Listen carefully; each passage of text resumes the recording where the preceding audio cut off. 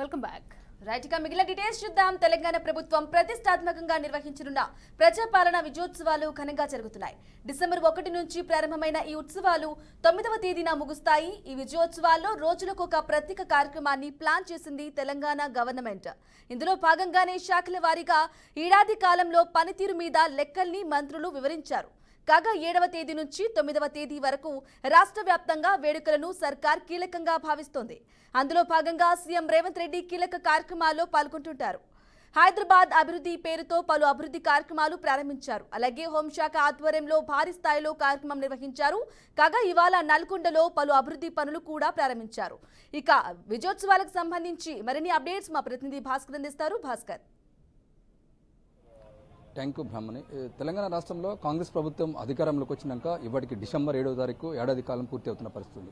అయితే ఈ నేపథ్యంలోనే డిసెంబర్ 1 నుంచి ఈ నెల 9వ తారీఖు వరకు అన్ని కార్యక్రమాలు చేసి పెట్టే విధంగా ఉత్సవాలు జరుగుతున్న పరిస్థితి. ఎందుకంటే ప్రజాపాలన ప్రభుత్వం ఏర్పాటయ్యి సంవత్సర కాలం అవుతున్న నేపథ్యంలోనే రాష్ట్ర వ్యాప్తంగా ఈ ఉత్సవాలు మాత్రం డిసెంబర్ 1 తారీఖు నుంచి ఈ నెల 9వ తారీఖు వరకు చేరడం కోసం పూర్తిస్థాయి ఏర్పాటు చేసింది రాష్ట్ర ప్రభుత్వం. అయితే ఈ నేపథ్యంలోనే పెద్ద మొత్తంలో తెలంగాణ రాష్ట్రంలో ప్రతిపాలనకు వచ్చిన తర్వాత కాంగ్రెస్ ప్రభుత్వం అధికారం చేపట్టిన తర్వాత అనేక సంక్షేమ పథకాలు తీసుకొచ్చింది ప్రభుత్వం. అయితే ఈ నేపథ్యంలోనే ముఖ్యంగా చూసుకుంటే 6 గ్యారంటీల అమలు కావచ్చు, అనేక సంక్షేమ పథకాలు, ఇంద్రమ్మ ఇల్లు కావచ్చు, రైతు రుణమాఫీ కావచ్చు, ఇలాంటి అంశాలను పూర్తి స్థాయిలో ఫోకస్ చేసింది రాష్ట్ర ప్రభుత్వం. అయితే వీటిని అన్నిటిని కూడా ఎక్స్పోజ్ చేసే విధంగా మొత్తం అలివేట్ అయ్యే విధంగా ప్రభుత్వం ఏర్పాటు చేసింది. శాఖల వారీగా పెద్ద మొత్తంలో ఏ శాఖ, ఉదాహరణ అగ్రికల్చర్ శాఖ అయితే అగ్రికల్చర్ విభాగం, హోంశాఖ అయితే హోంశాఖ విభాగం, ఇట్లా విభాగాల వారు చూసుకుంటే పూర్తి స్థాయిలో ఒక్కొక్క శాఖ నుంచి ఒక విభాగాన్ని పూర్తిగా వేదికలు తయారు చేసి ఉత్సవాల్లో భాగంగా బండ్లు పెట్టి ఏర్పాటు చేసిన పరిస్థితి. అంటే శకటాలతో పాటు, ఎందుకంటే మన ఏ ప్రభుత్వం తీసుకొచ్చిన తర్వాత శకటాలను ఏర్పాటు చేసి ఏ శాఖ ఎట్లాంటి డెవలప్మెంట్ చేసింది, ఎలాంటి మన హోంశాఖకు సంబంధించిన అంశాలు ఏమున్నాయి, కొత్త రిక్రూట్మెంట్లు ఏమున్నాయి, కొత్త పోలీస్ స్టేషన్ ఎలాంటి ఏర్పాటు చేశారు, అదేవిధంగా అగ్రికల్చర్ డిపార్ట్మెంట్, అగ్రికల్చర్ శాఖ, వ్యవసాయ శాఖకు సంబంధించి ఎలాంటి కొత్త ప్రోగ్రామ్స్ తీసుకొచ్చారంటే ఇట్లా ఒక్కొక్క శాఖ తీసుకుంటే ఒక విధానంగా శకటాలను ఏర్పాటు చేసి ఆ ఉత్సవాల్లో ఇలా ఎక్స్పోజ్ చేసే పరిస్థితి. ఆ నేపథ్యంలోనే డిసెంబర్ 1 తారీఖు నుంచి 7వ తారీఖు వరకు పెద్ద మొత్తం ఉత్సవాలు జరుగుతుంది.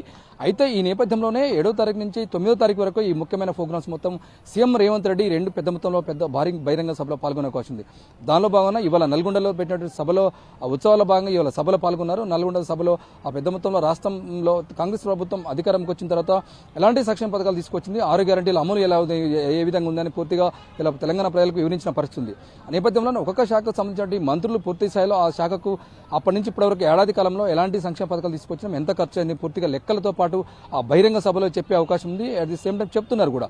ఇక్కడ చూస్తున్నాం మనం, ఉదాహరణకు నల్గొండలో బహిరంగ సభ పెట్టారు. నల్గొండలో బహిరంగ సభ పెడితే మంత్రి కోమటిరెడ్డి వెంకరెడ్డి కావచ్చు, నల్గొండకు సంబంధించిన మంత్రి ఉత్తమ్ కుమార్ రెడ్డి కావచ్చు, ఇరిగేషన్ శాఖ తీసుకుంటే ఇరిగేషన్ శాఖ నుంచి లెక్కలు కావచ్చు, దానికి సంబంధించి డెవలప్మెంట్ యాక్టివిటీస్, ఆర్ఎండ్బి సంబంధించిన యాక్టివిటీ కావచ్చు, అలాంటి ప్రోగ్రామ్స్ ఇలా మంత్రుల వాయిస్గా అన్ని విభాగాల వరకు రివ్యూ చేస్తున్న పరిస్థితి.